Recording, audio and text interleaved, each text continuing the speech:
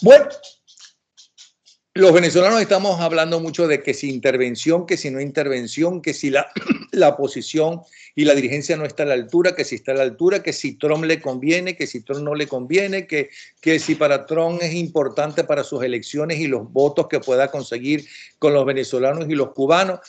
Pero realmente, ¿qué dice y qué se dice en Washington? ¿Y qué pasa con la dirigencia, no solamente la venezolana, sino la dirigencia mundial? Desde Washington tenemos a una persona que nos puede hablar muy ampliamente de esto. Me voy a poner la lupa de los 40 porque desde hace 40 años la estoy utilizando para poder leer en letras minúsculas. Él es Antonio de la Cruz, Senior Associate American Programs, columnista, analista, fue gerente de planificación de PDVSA Occidente. Siempre lo veo en uno de mis programas favoritos durante muchísimo tiempo, como es Club o Sala de Prensa. Pero yo siempre... Club de Prensa por NTN 24. Bienvenido y gracias por estar nuevamente con nosotros, Antonio. Un placer contigo, Napoleón, siempre conversar. Muy sabroso. Bueno, dinos exactamente, tú que tienes esos contactos y que vives en Washington, ¿qué piensa Washington y cuál es el verdadero interés y trabajo y hasta dónde puede llegar Washington? Y cuando digo Washington, hablo no solamente del gobierno de Trump, sino también de los militares, del Pentágono y demás, en el asunto venezolano. Fíjate, Napoleón, aquí en Washington siempre ha estado claro que no va a haber una intervención militar en Venezuela.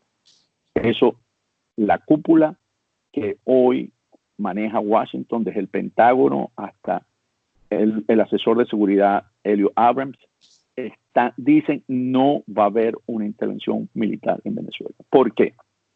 Porque ellos han aprendido con las experiencias del Medio Oriente, Irak, Afganistán, que en estados fallidos, cuando tú entras, tú te quedas por un tiempo para poder sostener la situación. En ese sentido, Colin Powell desarrolló una tesis que se llama que si tú lo rompes, tú te quedas con eso, que se llama if you break it, you own it. Entonces, si lo rompes, es tuyo. Entonces, ¿qué quiere decir eso? Si tú entras en un estado fallido para suponer, resolver la situación, lo pones, la deterioras más, entonces tú tienes que quedarte, es tuyo para poder restablecer el orden. Entonces ellos dicen, nosotros con esa experiencia no la vemos factible en Venezuela, porque en Venezuela es un estado fallido y por lo tanto ellos no se ven quedándose ahí por 5, 6, 7 años, que es lo que tardaría para volver a resolverla, a llevar a Venezuela a un estado normal. Entonces, eso es importante tomarlo en cuenta.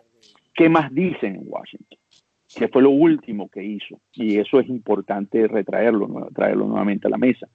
Aquí nosotros estamos presentando un plan para la democratización de Venezuela, lo llamaron. O sea, el plan de transición, lo quisieron llamar ellos. Pero yo, observando cómo se mueve Washington, ellos lo que hicieron, Napoleón, fue dar un bosquejo de un plan de paz para Venezuela. ¿Por qué un plan de paz?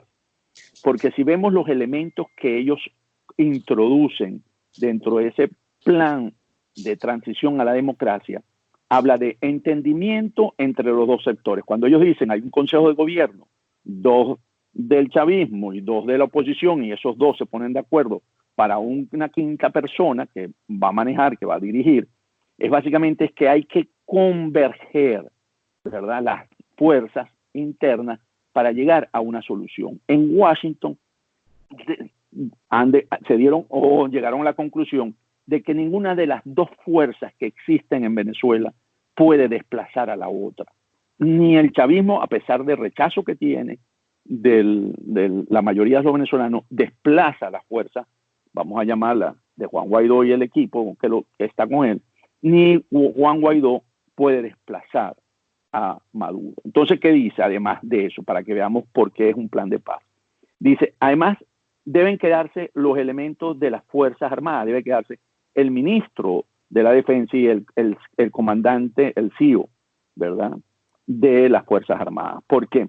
Porque estas fuerzas van a necesitar estabilizar el país desde el punto de vista de movimientos armados o paramilitares que hay en Venezuela. Y lo único que pueden hacer eso para poder caminar en ese sentido es unas Fuerzas Armadas que conocen cómo está funcionando. O sea, que son del mismo palo, pues. Entonces, ¿por qué? Porque este equipo o esta nueva dirigencia debe conducir al país, que sí lo dice claro y contundente, a unas elecciones con todas las de la ley democrática y conservación internacional, porque es ahí donde el país vuelve a crear la institucionalidad. A partir de ahí, por supuesto, en la transición se nombra un nuevo TCJ, de acuerdo a este plan, y un nuevo CNE, y con eso el país empieza a andar, y a partir de ahí es donde empieza a surgir un país que va a recibir el apoyo de todas las instituciones desde la transición, pero ya como un país democrático reciente, puede empezar a renacer y a relanzar el proyecto país para los próximos años. Mientras eso es lo que Washington ha visto y eso es lo que son las señales que manda. Cuando Elliot Abrams dijo recientemente, nosotros creemos que Noruega puede manejar esto, tiró ahí una, es porque él dice, si los noruegos tienen vasos comunicantes con las dos partes, podrían asumir ese rol para terminar. Ellos hicieron, básicamente lo que nos dio el Departamento de Estado fue una ingeniería básica. En ingeniería tú tienes tres conceptos, ¿verdad? La conceptual, que es la de los grandes macro elementos, la de detalle es la última, y la básica. Lo que hicieron fue una básica, dijeron aquí que más o menos dimensiona, pero la de detalle es la que le pone todo lo que debe ir. Entonces, lo que Estados Unidos hizo, aquí hay una ingeniería básica para que los venezolanos puedan construir con la ayuda de otros, que en este caso por eso metí a Noruega, la de detalle. Entonces, que es no son 5, sino son 7, no es el ministro de la Defensa solamente, sino es esto. Entonces tú vas conformando ese equipo que permita, porque lo que sí está claro Estados Unidos, que si no hay un proceso de transición y unas elecciones, el país no va a tener una solución viable. Y lo último que dice, ¿verdad?, para dar una oportunidad, es que dice Maduro no puede formar parte de ese gobierno, ¿verdad?, Consejo de Gobierno, ni Juan Guaidó, pero Juan Guaidó puede quedar como presidente de la Asamblea y los dos pueden concursar a una elección presidencial. Entonces, cuando tú lo ves, aquí hay que ponerse en unos 30,000 pies. Ese es básicamente un plan de paz, porque el garante de ese plan es Estados Unidos. Ese plan de paz es mejor que el que hicieron en Colombia, porque si tú logras armar todos los elementos, que ahí es donde está la dificultad de nosotros como venezolanos, es un plan que le da tranquilidad al país y que le da viabilidad futura al país. Ahora bien, entonces eso de la intervención, ¿no?, es un deseo según las encuestas, una gran mayoría de los venezolanos, pero no es una realidad. Ahora, pero tú cuando hablas de que no es la intervención, hablas de intervención de todo tipo, no solamente la tipo de los marines del día de la Segunda Guerra Mundial, sino tampoco intervención con mercenarios y que vayan tras la cabeza de 15 millones de uno, 10 millones de otro, otros 10 millones de otros, hasta 50 millones más militares democráticos, que eso tampoco Washington lo ve como factible. Fíjate, ¿qué ocurre? Veamos la parte de la intervención. Vamos a decirle a la gente que aunque no nos guste lo que tú estás diciendo, tú nos estás hablando exactamente de lo que piensa Washington. O sea, correcto. Estoy de acuerdo contigo. O sea, no, estoy diciendo lo que van a echar la culpa a ti de todo, porque la gente lo que quiere es escuchar lo que le gustaría escuchar y no la verdad de lo que está sucediendo. Si tú no sabes cuál es la verdad de todo esto, no puedes actuar bien. Entonces, en cuanto a otro tipo de intervención, ¿qué piensa Washington? Ok, veamos. Bueno, aquí va a estar asociado a lo que hizo el fiscal general, ¿verdad?, Barr, que dijo, aquí hay unos elementos que nosotros hemos encontrado, algunas personas que son importantes, son las cabezas de los poderes públicos en Venezuela, que están en curso en droga, y lo señaló con nombre y le puso precio. Okay.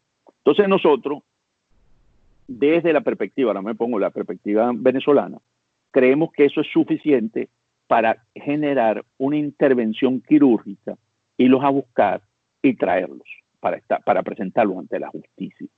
Entonces, aquí vengo ahora en la parte de Estados Unidos. Eso nunca ha ocurrido en Estados Unidos en términos directos cuando es con respecto a droga, que no es lo mismo a terrorismo. ¿Okay? Son dos condiciones distintas. ¿Por qué? Porque eso es como que le hubieran dicho a México, México le hubiera dicho, ven y busca el Chapo, te lo agarra aquí y te lo lleva. No, eso lo hacen las fuerzas de seguridad de México y se lo entregan a Estados Unidos, o una fuerza de seguridad conjuntamente con Estados Unidos pueden programar algunas cosas y lo agarran. Pero no es que Estados Unidos va, entra a México, le hace el trabajo a México y se lo trae. Igual pasa con los capos de la droga en Colombia.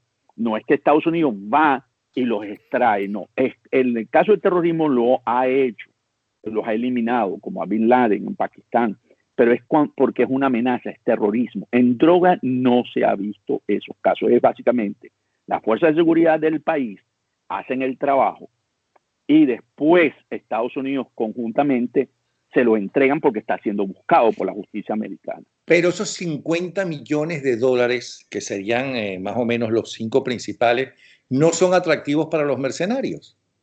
O lo que es atractivo es para gente del entorno del dictador, para entregar al dictador, o por lo menos para presionar al dictador que llegue a un acuerdo en la primera opción que de la cual nos hablaste. Sí, eso genera presión interna porque empieza a crear desconfianza en el círculo interno, porque 50 millones no son muchos para los que manejan los capos de la droga, pero es bastante para un hombre común. O sea, 10 millones, ¿verdad? Y 15 millones resuelve la vida de 2 generaciones por lo menos para cualquiera de esas personas si lo administra bien. Entonces, eso lo que genera es una presión en el entorno.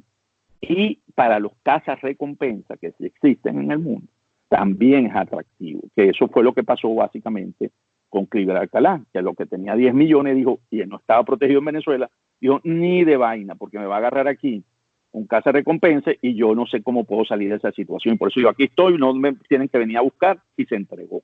Entonces, eso sí es cierto. Para ese tipo de gente que siempre hay en todas partes del mundo, que es atractivo, y para el círculo interno, si da con todas las posibilidades de llegar a capturarlo y poderlo entregar a las autoridades de Estados Unidos, él tiene opción de solicitar la recompensa que se ofreció.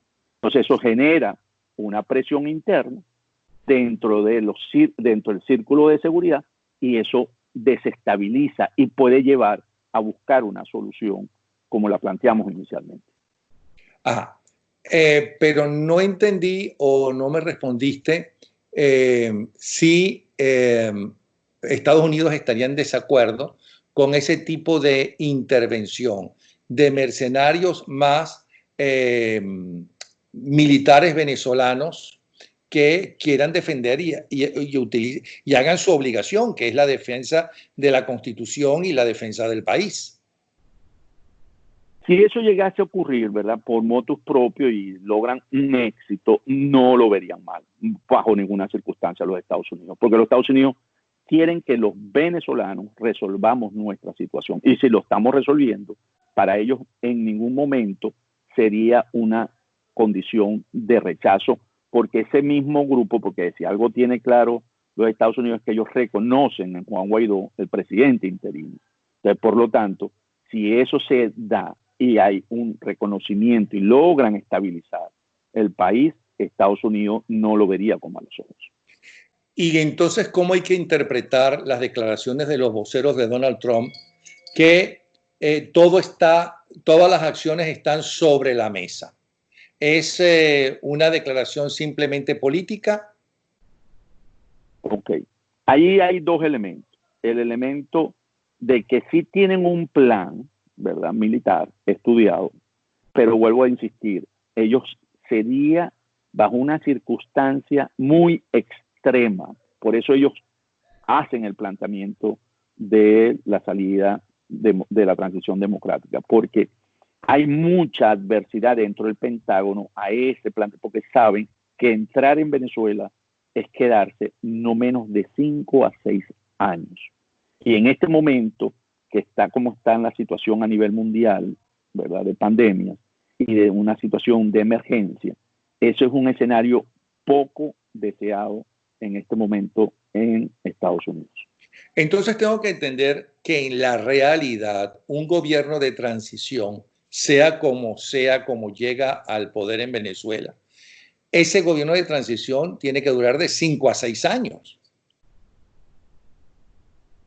En ese sentido, o sea, si lo vemos sin los elementos del plan de los Estados Unidos, porque recordemos que dijimos que quedaban las Fuerzas Armadas, y eso facilita, porque ¿qué es lo que pasa en Venezuela? Una vez que tú tomes un plan de transición o llegas al poder a Venezuela, tú vas a tener grupos irregulares en el país.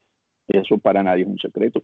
Y tienes bandas que manejan la droga. Entonces tú vas a tener que enfrentarlas, porque ellos tienen poder de fuego. Entonces, en ese sentido, ¿por qué dicen que queda el ministro de la Defensa y el CEO del el Comando Estratégico Operacional en compañía de la Junta de Transición? Porque ellos tienen también y son reconocidos por los grupos que están internos dentro del negocio ilícito en Venezuela. Entonces, cuando ellos plantean esa situación es porque si tú sacas ese elemento de la ecuación, tú vas a tener que entrar en una confrontación que toma por lo menos 5 a 6 años.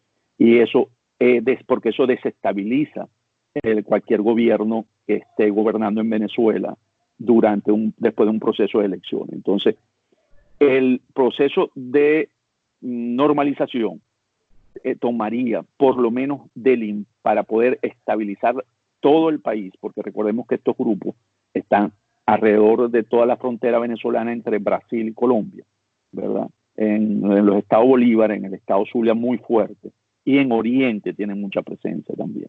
Entonces, volver a llevar al país a un país de instituciones y democracia tomaría tiempo, y por eso ellos hablan de 5 a 6 años. Eso si no están las Fuerzas Armadas. Y si están las Fuerzas Armadas y Padrino, ¿cuánto se necesitaría para un gobierno de transición? Porque vamos a estar claros, en el caso chileno duró mucho menos. No, sí, duró más de 6. ¿Cuántos años estuvo en el poder Pinochet? Como 10, ¿no? 15. En el caso de Franco, toda la vida de Franco. ¿no? Y fueron gobiernos supuestamente de transición por el caos que vivían esos dos países. Entonces, con los militares en el poder, con Padrino en el poder, nos guste o no, y su gente, ese gobierno de transición, ¿cuánto cree Washington que podría durar? Ese es un gobierno que ellos han planteado puede ser de 12 a 18 meses, porque tiene que haber la elección, porque ellos necesitan la elección, porque un gobierno de transición no se puede quedar ad eterno en el poder. Entonces, al hacer las elecciones y tener un gobierno legítimo, reconocido por los venezolanos, por la mayoría, entonces ellos pueden. ¿Por qué? ¿Qué ocurre? Aquí hay una parte de la película que ellos no la dicen, pero uno podría especular, que es la siguiente. Una vez que tú estés en Miraflores, tú puedes pedir como gobierno legítimo el apoyo de Estados Unidos para estos efectos. Viene la DEA, ¿verdad? Entran, ¿verdad? Y entonces tú con la fuerza de la DEA y con otras organizaciones que te pueden ayudar a esta función de estabilización y las Fuerzas Armadas, ¿verdad?, que queden ahí, entonces tú puedes ir haciendo esta labor. El problema es que a lo que tú sacas el elemento Fuerzas Armadas de la ecuación, tú no tienes músculo militar para poder trabajar, ¿ok? Entonces, es muy difícil en ese sentido, porque van a tener dificultad para normalizar el país. Ok, eso por un lado. Por otro lado, mucha gente se pregunta, entonces, ¿cuál es el verdadero papel de Trump? Es decir, todo lo que está diciendo y todo lo que está haciendo es buscando con interés exclusivamente electoral. Trump esas cosas que pasan, ¿verdad? Cuando tú tienes esas pasiones, Trump de alguna manera le tiene un cariño a Venezuela. Bien sea porque estuvo metido en el concurso del Miss Universo, bien sea porque tuvo amigos en Miami venezolanos, pero No será Trump, por Alicia Machado. no, porque se pelearon, ellos se pelearon, sí. Pues la llamó gordita y ella le respondió. ¿Qué te iba a decir? Pero hay algo en que Trump sí decidió que a Venezuela había que evitar que siguiera en un estado fallido. Entonces él, desde que llegó la primera vez, él tomó la decisión, como caso de él, de resolver Venezuela. Así como Obama tomó como su legado resolver Cuba, ¿verdad? Como caso, Trump tomó a Venezuela, por lo que haya sido. O sea, ahí no lo podíamos entender. Entonces Trump, en ese sentido, sí lo enfocó desde un principio. Y él ha dicho, entre el círculo más interno, eso es una confidencia de un chisme que me llegó, pero muy bueno, de muy buena fuente. Él sabe cómo va a terminar esto, pero que ahí la burocracia, bueno, quiere ir por todo este camino. Él cuando dice, yo sé cómo va a terminar esto, es que él sabe que a la final van a tener que intervenir, pero bueno, él no lo impone. ¿Okay? Eso es su mejor visión de la situación, porque en ese sentido, él es un hombre que tiene algunas intuiciones y aunque aparezca autoritario, él al final no es tan autoritario.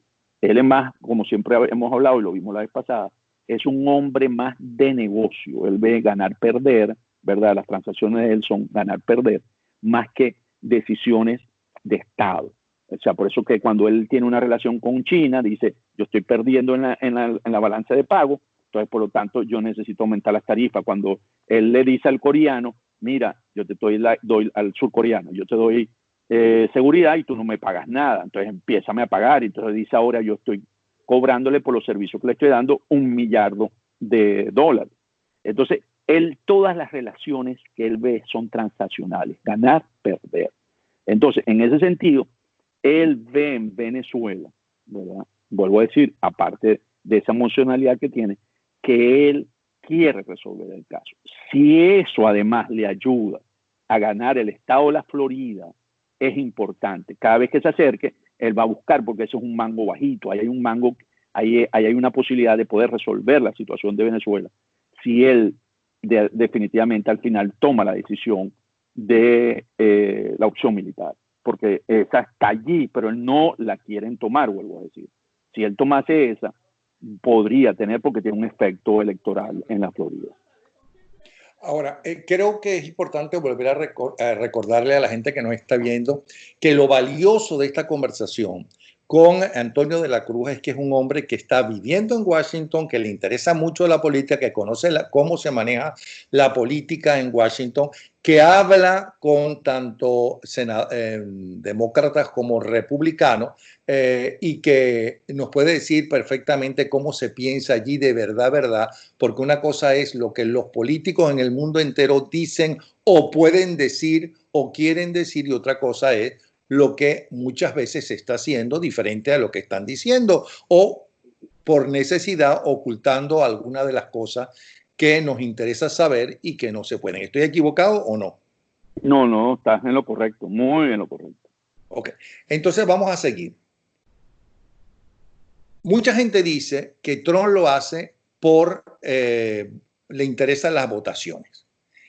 En realidad le interesa y que el problema de Nicaragua y el problema de Venezuela y el problema de Cuba no se ha resuelto porque se necesita, al igual que los comunistas tienen como enemigo los norteamericanos y los culpan de todo, ellos también, el poder militar norteamericano necesitan todos los problemas del Medio Oriente y en segundo lugar las guerrillas durante los años 60 y 70 en América.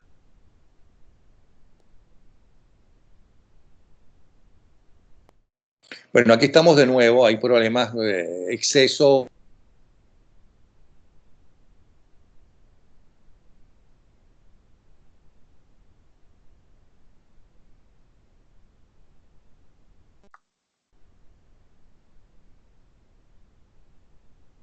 De otra vez está congelado. Ajá. ¿Cuáles serían?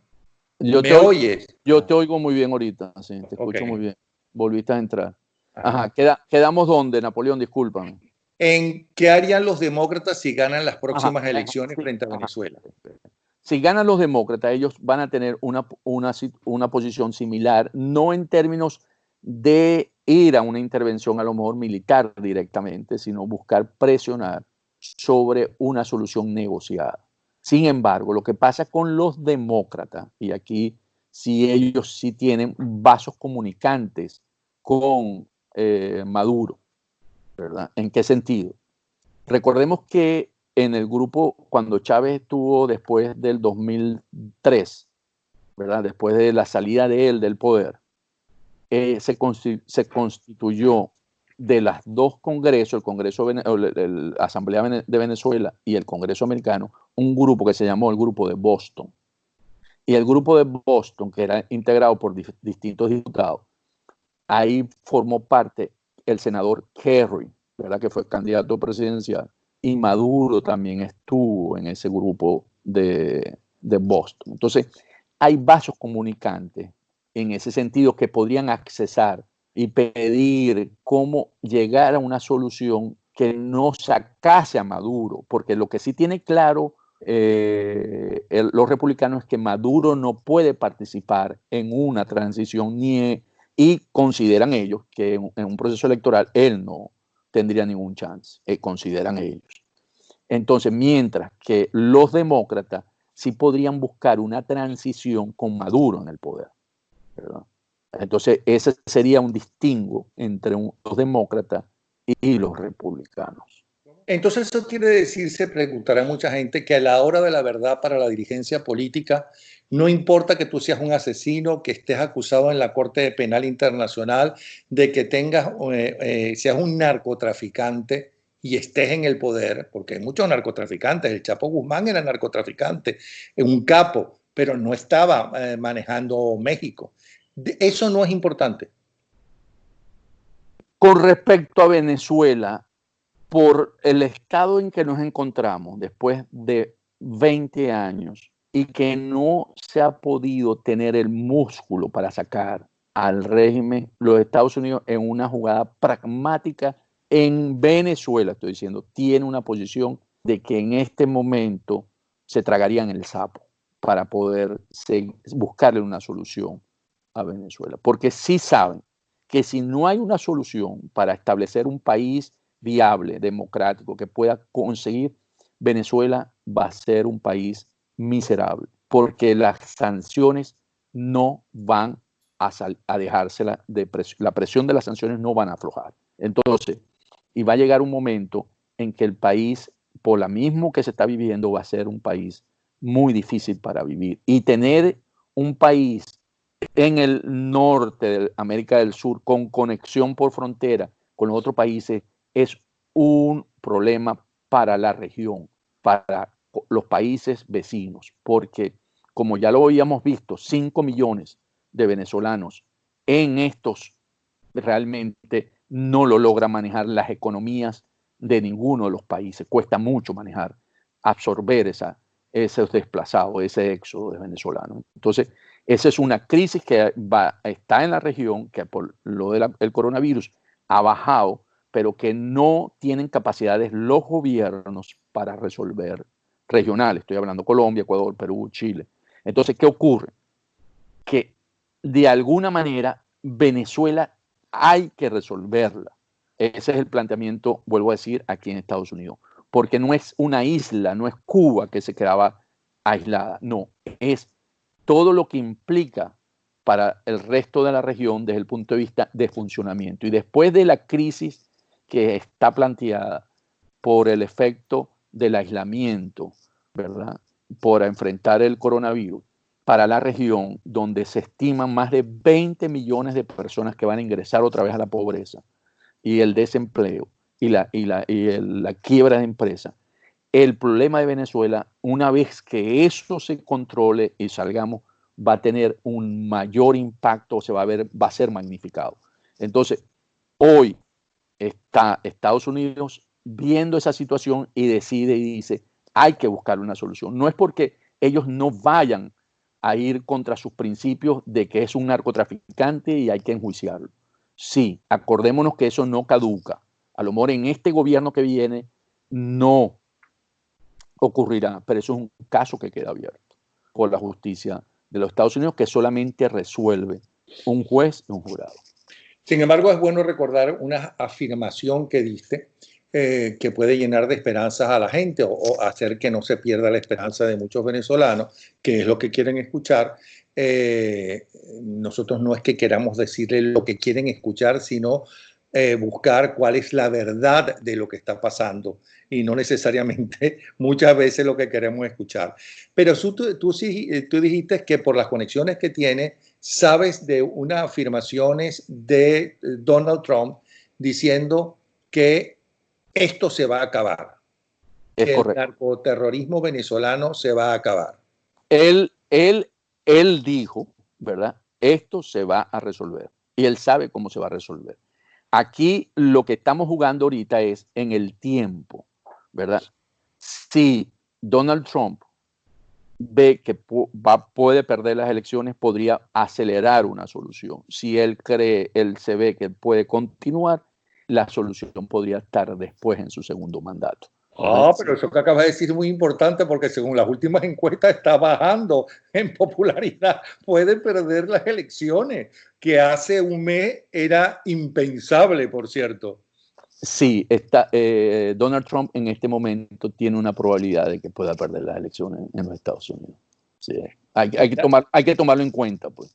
O sea, a pesar de que uno quisiera que repitiese por el caso de Venezuela, él podría perder las elecciones en este momento. El diario español ABC, que se ha ocupado más que ningún otro realmente del problema venezolano y de las denuncias, etcétera, en la actual edición titula estas medidas de Trump, estas son más recientes medidas de Trump contra la Repsol y dándole un plazo hasta diciembre a las petroleras que tienen que ver con Norteamérica para que estén en Venezuela. Dice que es un golpe definitivo al negocio del petróleo de Maduro. ¿Nos quieres explicar qué quiere decir ABC con eso? Sí, Napoleón, ahí voy a tener una opinión distinta a lo que la matriz se ha ido montando en términos de la licencia que se le dio a Chevron y a las empresas de servicio, ¿verdad? Que son la de taladros y perforación. ¿Qué ocurre? Chevron venía, la OFAC, aquí es la OFAC, la verdad, la Oficina del Tesoro, que controla los activos. Te daba la licencia para operar por 3 meses. Y eso lo hizo después de que sancionaron a PDVSA en el 2018. Entonces, ¿qué ocurre? Le daban cada 3 meses, puede seguir. Ahora, que era cuando se suponía que la iban a retirar para que salieran de Venezuela, ¿verdad? En una jugada de lobby de Chevron, porque esto es básicamente una jugada de lobby, y Chevron tiene un lobby aquí en Washington muy fuerte, muy fuerte. Ellos lograron no que los retiraran, sino que le dejaran la posibilidad de quedarse y que para cerrar, para cerrar operaciones en Venezuela, en 1 de diciembre. O sea, ¿qué quiere decir esto? Que ellos van a estar en el país por esta licencia hasta el 1 de diciembre para hacer un finiquito, un cierre de operaciones. Pero le pusieron una, de eso que ponen siempre los abogados, una letrica pequeña o una letra grande que dice, para garantizar las operaciones de manera segura. Eso de seguro es lo que le permite a ellos seguir produciendo en Venezuela. Lo que le prohibieron fue perforar nuevos pozos petroleros, eso es cierto. No pueden comprar ni vender petróleo, tampoco, ¿verdad? Hacer actividades extra. O sea, ellos no pueden crecer. Si hoy Chevron está produciendo en Venezuela, vamos a poner un número grueso, 200,000 barriles día, que sería la tercera parte de lo que hoy Venezuela produce, él no puede producir para el próximo mes 250,000, 220,000, porque la manera como tú mantienes los campos donde tú produces petróleo es a través de las perforaciones, ¿verdad? Tú haces mantenimiento o haces un pozo para aumentar la producción, porque hay un declive natural del yacimiento. Entonces, es cierto, ellos van a tener que si producen hoy 200, a lo mejor el próximo mes van a tener que entregar 190, 180 y va a ir decayendo la curva. Pero no es que sacaron a Chevron, no. Chevron sigue en Venezuela, sigue manteniendo lo que tiene de manera segura, ¿ok? Entonces, y eso va a seguir dándole al régimen de Maduro un cierto volumen de crudo, ¿ok?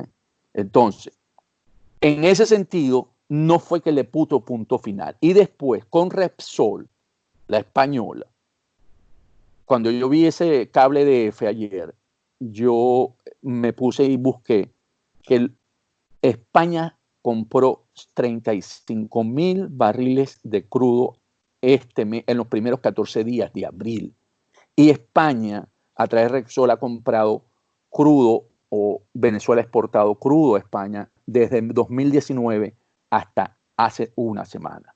Ahí España o Repsol está mintiéndole a los FAC en términos de que no está haciéndolo. Entonces, hay un juego, ¿verdad? En ese sentido de sombras entre las petroleras que están en Venezuela y la oficina aquí del Tesoro, tratando de que ellos, porque Estados Unidos entendió, vio, ¿verdad? Y se cercioró que Maduro logró sostener la máxima presión el año pasado por este tipo de empresas que compraron crudo o lo usaban como un trueque, combustible por crudo, y eso le permitió sobrevivir la máxima presión que le metió Estados Unidos a Maduro. Entonces, en ese sentido, ellos han venido cercándolo cada vez más porque saben que por el lado de los ingresos es donde Maduro puede ceder con facilidad porque no puede sostener el aparato represivo que lo sostiene. Entonces, en ese sentido, ellos vienen apretando. Eso es la Casa, esa es la FAC, eso es Departamento de Estado. La parte de los manejos de la parte de Chevron y de las, ¿cómo se llama? Y de las perforadoras de servicio, ¿ok? Lo vamos a ver. Esto va a ser muy fácil verlo, Napoleón, si esto tiene efecto. O Venezuela, estas empresas de servicio tienen 7 meses en Venezuela, 25 taladros trabajando. Si el próximo mes nosotros vemos que siguen 25, quiere decir que la licencia le permite seguir trabajando, ¿ok? Porque tendríamos que ver que ese número de taladros, vuelvo a decir, el taladro es importante porque es el que te permite mantener la producción de crudo. Si ese número de taladros empezamos a verlos disminuir, que veamos 25, 20, 14, entonces decimos, es cierto que está haciendo efecto la licencia, ¿verdad?, que le dieron.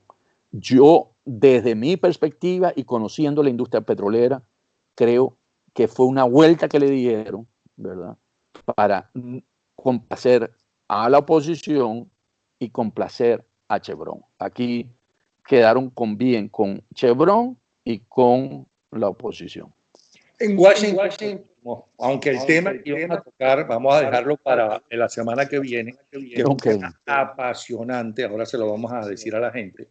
Pero esto que estás contando creo que le interesa muchísimo al venezolano porque le afecta mucho más de manera inmediata, ¿no? Porque cambiar la dirigencia es muy difícil, actualizar la dirigencia en el mundo entero es realmente difícil. Primero tienen que entender qué está pasando en el mundo, que nadie lo entendemos. Estos cambios que hay en el mundo, más radicales que en ninguna otra época de la historia, creo yo. Ni siquiera en la última, en la revolución industrial, no fue ni remotamente lo que está pasando ahora, pero y a nivel global. No me quedó claro cómo ven por un lado los demócratas en el Congreso y por otro lado los republicanos en el Congreso y sobre todo el gobierno de Trump a la dirigencia de oposición venezolana. ¿Cómo la ven? ¿La ven preparada? ¿La ven muy joven? ¿La ven joven y talentosa? ¿Confían en ella? A pesar de que somos latinoamericanos y tenemos el complejo, o tienen el complejo, de frente a los Estados Unidos.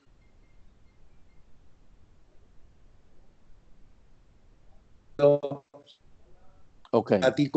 ¿No? Y más no, la enorme mayoría de los presidentes democráticos, ¿no? ¿Cuál es la visión que tienen? Ok. Un solo elemento de lo introductorio a proceso semana, lo más similar que estamos viviendo, Napoleón, es a un periodo similar a 1930-1945 en la historia de la humanidad. Muy rápido, después lo volamos la próxima vez. Entonces, vámonos con lo que me planteas. ¿Qué perciben aquí de la dirigencia de la oposición?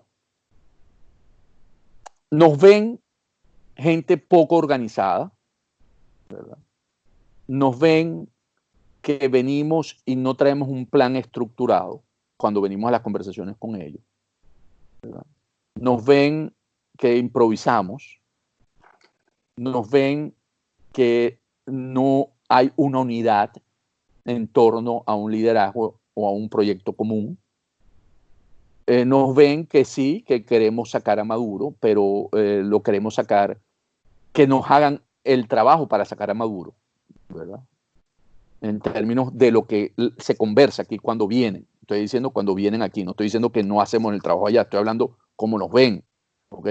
Porque cuando venimos entonces presentamos el caso, pero nuestra acción para ello no se ve acorde porque no logramos cosas en conjunto, en la unidad, ¿verdad? Para poder producir. Entonces, nos ven en ese sentido que somos de mucho buen verbo, pero de acciones pocas, o sea, no logramos y que no tenemos el compromiso. ¿En qué sentido? Fíjate, voy a dar un ejemplo. Hay una reunión, vamos a suponer, de un alto dirigente del gobierno de Juan Guaidó con algunos miembros del gobierno de Estados Unidos. Él hace su exposición, empieza, ¿verdad?, a interactuar el otro grupo y ese dirigente empieza a ver su teléfono. O sea, entonces para un americano eso es, ¿cómo? Pero si, o sea, lo escuchamos a él y cuando nosotros vamos a hacer el planteamiento, él se pone a ver el celular, su WhatsApp. Y eso es muy común en las reuniones que hay aquí con miembros del equipo de Guaidó. Cuando ha habido reuniones, no estoy hablando del embajador, estoy hablando de los que visitan, ¿okay? Por si acaso, no vayan a decir después que no, Carlos en ese sentido, Carlos Vecchio ha hecho una buena labor extraordinaria. Entonces, en ese sentido, entonces, no nos perciben como algo que podemos tener una estructura, no somos estructurados. Ellos, por supuesto, están decididos a apoyarnos y esas cosas se superan, pero nos ven con esas debilidades. Entonces, ellos nos ayudan, crean todas las condiciones, han estado empujando todo lo que hemos visto, ¿verdad? Empujan con fuerza y esperan que en el proceso del momento final logremos entenderlo y asumir el compromiso histórico que nos va a tocar. Entonces, en ese sentido, nos dan un voto de confianza. Bueno, este programa iba a ser sobre la necesidad de tener dirigentes a nivel mundial que entiendan, si es que alguien lo entiende, la revolución que estamos viviendo, la auténtica revolución que está viviendo el mundo entero, y que da la impresión que el futuro es sin naciones, que más bien las naciones van a ser un poco lo que son los estados hoy en día, que se necesitan leyes internacionales, pero con fuerza, porque ahí están las Naciones Unidas, ahí está la OEA, ahí está la Corte Penal Internacional, pero son muy débiles para la sanción. Que el mundo realmente ahora es lo que decían nuestras abuelas y bisabuelas. Ahora realmente el mundo es un pañuelo. Y lo estamos viendo con esta pandemia, que de un pueblito o una ciudad de China, pues fíjate que tiene paralizado el mundo entero. No sé si gracias a los intereses económicos eso va a ser una presión suficiente, ¿no? Con esto que acaba de suceder, mucho anterior y que va a presionar la dirigencia política, uno siente que hay muy pocos dirigentes políticos que entienden lo que está pasando. Creo, en mi caso, que la Merkel es uno de los pocos que lo está haciendo, que está a la altura, pero eso es lo que quisiera hablar con Antonio de la Cruz la semana que viene. Por lo tanto, les pido que, ya que lo estamos anunciando y es la primera vez que anuncio un tema, pues que ustedes mismos hagan las preguntas o las inquietudes que tienen para yo planteárselas a Antonio la semana que viene. ¿Te parece, Antonio? Excelente, Napoleón. Me parece excelente, un tema importantísimo en este momento. Antonio de la Cruz fue senior o es senior de Associated American Programs, es columnista, es analista, fue gerente de planificación de PDVSA Occidente y es uno de los invitados fundamentales en cuanto programa de opinión hay, no solamente en Estados Unidos, sino en buena parte del mundo. Muchísimas gracias y un abrazo, ¿sí? Un abrazo, Napoleón. Un placer estar contigo. El placer.